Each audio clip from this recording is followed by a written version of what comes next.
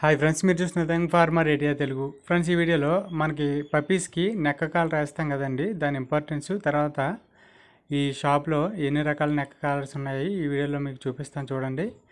ఇది వచ్చి మాకు నర్సీపట్నం ఏరియా, ఇది అనకాపల్లి జిల్లా. ఈ ఏరియాలో నర్సీపట్నంలో ఒక వెట్ మెడికల్ షాప్ ఉందండి. ఇక్కడ పప్పీస్కి కావాల్సిన అన్ని రకాల నెక్క కాలర్స్ కూడా అమ్ముతున్నారు. మా పప్పీ ఉంది కదా, మా కుక్క, దానికి ఛానల్ నుంచి నేను బెల్ట్ అనేది వేయలేదు, అలాగే చైన్ కట్టలేదు. ఇప్పుడు కట్టాల్సిన పరిస్థితి అయితే వచ్చింది, ఎందుకంటే అది రోడ్లోకి అయితే వెళ్ళిపోయి ఆ కార్లు ఇలా వెళ్తుంటే అడుగు పడిపోతుంది. అందు గురించి దానికి నెక్క కాలర్ వేసి చైన్ వేద్దాం అని అనుకుంటున్నాను. అందు గురించి ఇక్కడ నెక్క కాలర్కి అయితే వచ్చానండి తీసుకోవడం కోసం. ఇక్కడ చూశారు కదా, ఇవి వచ్చి 100 రూపీస్ బిలో అయితే ఉన్నాయి. ఇది నైలాన్ అనమాట, బాగుంటుంది, షైనీ బాగుంటుందండి, స్ట్రాంగ్గా ఉంటుంది. ఇది కొంచెం పలచగా ఉంటుంది, మీకు బ్లాక్ ఎడ్జ్ ఉంది కదా, అది పలచగా ఉంటుంది. ఇక్కడ ఫుల్ చైన్సే ఉన్నాయండి, మీకు థ్రెడ్లు అయితే ఉన్నాయి, చైన్స్ ఉన్నాయి.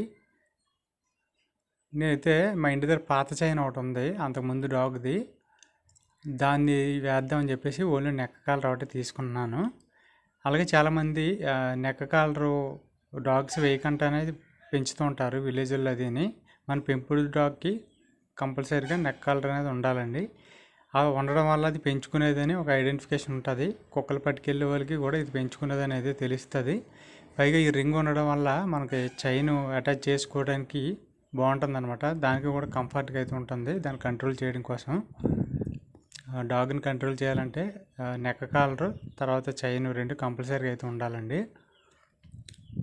ఇది ఫస్ట్ టైం అనమాట, నేను చిన్న పప్పి అప్పుడు తీసుకొచ్చాను, దీన్ని జాగ్రత్తగా పెంచడం జరిగింది. ఇది నేను నెక్క కాలర్ వేయకుండా న్యాచురల్గానే వదిలేద్దాం, పెంచుదాం అనుకున్నాను.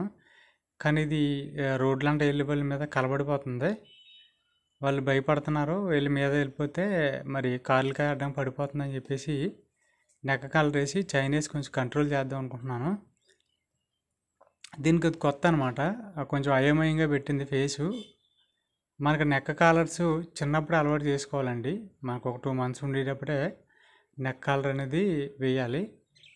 ఈ నెక్ కాలర్ బెల్ట్ వేసినా సరే నేను దీన్ని న్యాచురల్గానే పెరానిస్తానండి.